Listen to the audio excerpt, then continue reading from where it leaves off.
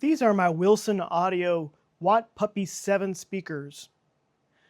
There's a lot of information about these speakers online, but I haven't been able to find much information about restoration projects and what these speakers are like to work on.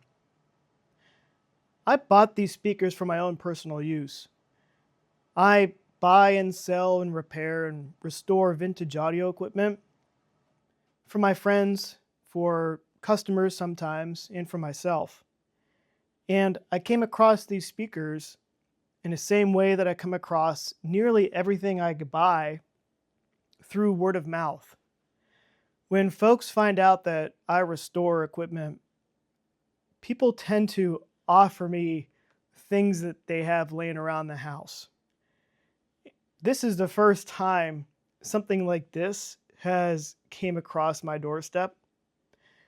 Basically, somebody I purchased a turntable from to restore was selling some speakers, and I inquired about buying a pair of Wilson Audio speakers from him. The pair that he had were just way too expensive, completely out of my price range. But he said he had a second pair that was in really rough shape if I was looking for a project. So of course, I asked about them. I got some photos that were frankly a little bit terrifying, but we made an offer, or I made an offer and we made a deal. And next thing I know, I'm a proud owner of a pair of Wilson Audio speakers. Now, these speakers are special. They were built in the early 2000s. Each speaker weighs around 160 pounds, 170 pounds, thereabouts. And they are crazy, super high end. As with just about any hobby, there's levels to everything. And these are at like the upper level of the hobby. There's speakers that are worth 10 times what these are worth, but these are still up there for a normal guy like myself. The only way I was able to restore them is because they were in terrible condition. Both tweeters were ruined, the mid-range speakers were damaged, and the cabinets were in terrible condition. These speakers have automotive paint, and automotive paint is great because it holds up to UV light. It can be polished really well, but it's not incredibly durable when it comes to scratches. And these speakers, when I got them, looked like somebody slid them down a set of stairs, which might have happened. Given the amount of damage on the cabinets, I assume that they fell maybe, or landed on their side, or were transported in the back of a pickup truck. I mean, who knows? But as soon as I got them home, I knew I had my work cut out for me. From the cosmetic side of these speakers, I decided to do all the bodywork, prep work myself. And I started by using a Dremel tool or a ball mill on the end of a drill, and I dug out all of the cracks and deep scratches. I then filled those scratches with epoxy, and then I sanded the cabinets down to 120 and then 320 grit paper. Then I covered these in 2K primer, sanded again, and then I brought them to a body shop for the paint. I had a local body shop paint these for me. We chose a metallic blue, and they painted them with a urethane automotive paint, base coat, clear coat. What's nice about that paint is, like I mentioned, it polishes out really well. And it's durable if it's not, transported somewhere in the back of a pickup truck. Once the paint work was done, I laid all my parts out, and these speakers have more parts than any other speaker I've ever worked on. And once I had all those parts laid out, I began the assembly process.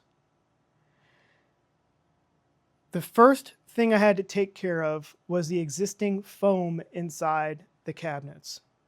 So these cabinets are made of an MDF that is impregnated with an epoxy coating, which makes them incredibly heavy and incredibly dense. And then inside the cabinets on certain spots, a really thick foam was installed against some of the interior walls of the speaker. And this foam over years, it deteriorates. The foam breaks down and the adhesive backing that's holding the foam together turns into like a really gross goo. And removing it is a real nightmare. It makes a huge, huge mess. Once I got the old foam removed, I installed a new memory foam that I bought from McMaster-Carr. It seems to be the same durometer as the original foam. And I'm hoping that material sciences in the last 20 years or so have advanced to the point where this foam should last at least 30 or 40 more years. The new foam was installed, and I began the electrical portion of this project. Now, I'm not much of a speaker guy. I don't repair speakers myself. I typically work on electronics. So I hired one of my friends to work on the mid-range speakers and re-surround the woofers as well. The tweeters were a little too far gone, so I was able to source a new pair of Focal tweeters that fit really well. They're actually an upgraded version of the original Focal TD120 tweeter, and I had to make some modifications to make the waveguide fit this new tweeter. But anyways, once I started the electronic portion of this project is when I had to rely on Wilson Audio themselves for some advice. The crossovers, the device that actually sends the different signals to the different speakers for the two halves of the speaker, use external resistors that do a couple things. They help balance the crossover and they set the set points as to which frequencies go where. They protect speakers like the tweeter from being hurt. And there's actually even a resistor in there to help balance phase alignment between the mid-range and the tweeter. Well, these external resistors are external for a reason. They're actually replaceable. Through Wilson's help, they were able to supply me the original values. They even sold the original parts. They're expensive resistors. I mean, most resistors cost pennies. But these are American-made, super high tolerance, and very specific values. So I was able to install the original value resistors into these crossovers. I then resoldered all the speakers back together again. And that was a chore in and of itself. See, the speaker interconnects inside these cabinets are a very thick gauge, much thicker than what I've seen on any other speaker I've worked on before. And soldering those directly to the lugs on the woofers was challenging, but it came out well.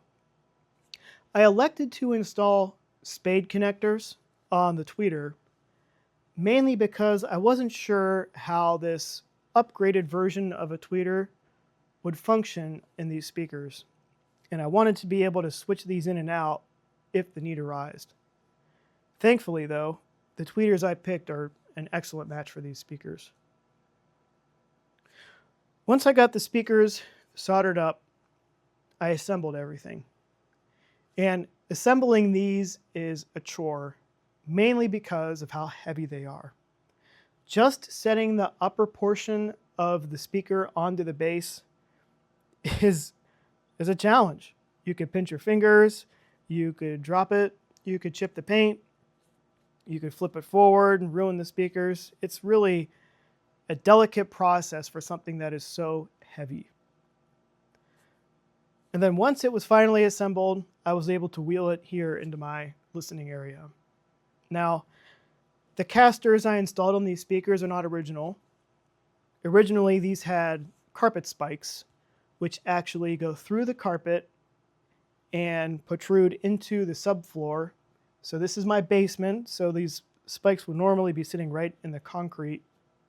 Or if you were upstairs, the spikes would actually go into the subfloor, the OSB. Huge drawback to that is moving these speakers with spikes on the ground are obviously, it presents some challenges. And I wasn't sure how the placement was going to work out. And also, since I'm always tinkering and trying different equipment and repairing, I wanted to be able to move these in and out between my shop and my listening space.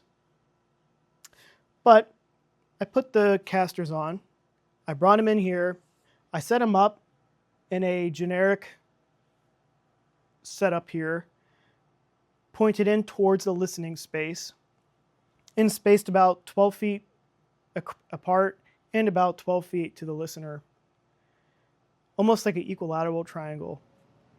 And I've got to say, I've listened to a lot of speakers.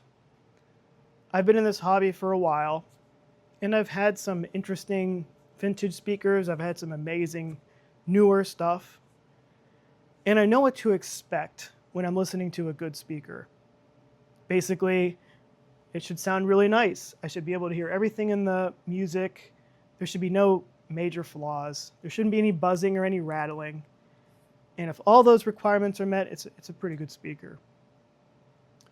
And that was what I was expecting when I plugged these in the first time into my Yamaha receiver. I don't have my complete hi-fi setup done yet. The main amplifier that will run these is currently still being restored. I have a video of that going on as well right now, my Onkyo. But anyways, I connected these up and started listening. And it's very rare for me to be surprised and impressed, but these really were impressive. I sat down in my space.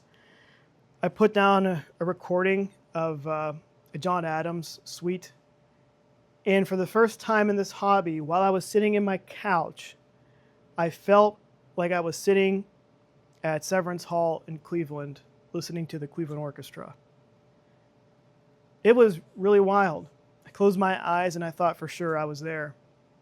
That doesn't normally happen to me. I have a background as a performer. So I actually played in a couple orchestras in my earlier careers. I know what it sounds like to sit on stage, and I know what it sounds and feels like to be sitting at a beautiful hall like Severance Hall watching an orchestra play. So I know what to expect. And up until now, speakers have never actually replicated that. They've been close. It's been really impressive. They could play real loud. But these actually made it feel like I was there. I am not an audiophile. I don't buy into a lot of the weird snake oil parts of the hobby. But I will say these were amazing. So I'm really happy with how they come out. I almost wonder, do they sound that good to me because this was an aspirational project for me? These are speakers that I've always wanted. These are speakers that I got to restore myself. I got to pick the color. I got to pick the components. I worked on them in my shop. So there might be some mind over matter here where my brain is telling my senses, hey, these are going to sound really good. That might be the case. I'll be the first to admit it. But even with that said, I've got to admit these are speakers I'm really proud of. I'll put it that way. As I mentioned, I'm just powering them through a simple, I think this is 100 watt per channel Yamaha receiver. And this receiver does the streaming through the TV. It actually has internet radio, has a preamp built in. But I'm actually running all my record players through a separate phono preamp into this receiver. And eventually, the receiver will have the ability to feed its pre-output into the bigger amplifier. And I'm really looking forward to getting to that point, because at this point right now, at 100 watts per channel, these speakers will play really loud, but I could start to hear some of the loud impulses. It's backed off a little bit. And I think that is the receiver protecting itself from going into clipping. I really like listening to loud orchestral music, louder than I would ever hear at a hall, but that's what I like to listen to. And that type of music is really difficult to play loudly without going into clipping or having other issues with the amplification. So I am looking forward to having that amplifier set up. My room down here is rather dead sounding. It has a drop ceiling with insulation above it, carpet flooring, drywall on the walls, and some, as you can see, wood trim along the bottom. Behind the camera, there's some furniture and some more carpet instead of stairs. So this room is pretty dead. And for these speakers to fill this space with that much power, like impulse, with just 100 watts per channel, it's really saying something. So I'm really making this video just because these speakers, these Wilson Audio Watt Puppy 7s, they're out there. They're still a little bit on the expensive side if you don't find a pair that was ruined like mine. And if you do plan to buy a rough pair and perform a restoration yourself, I wanted folks to have something to reference. If nothing else, it's always interesting to see, what do all the components look like when they're all spread out? What do the insides of the cabinets look like? And what should you expect if you plan on doing something like this yourself? If you do plan on buying a pair, or if you're working on a pair and you have some questions, just let me know. I'd be happy to help. Also, reach directly out to Wilson Audio.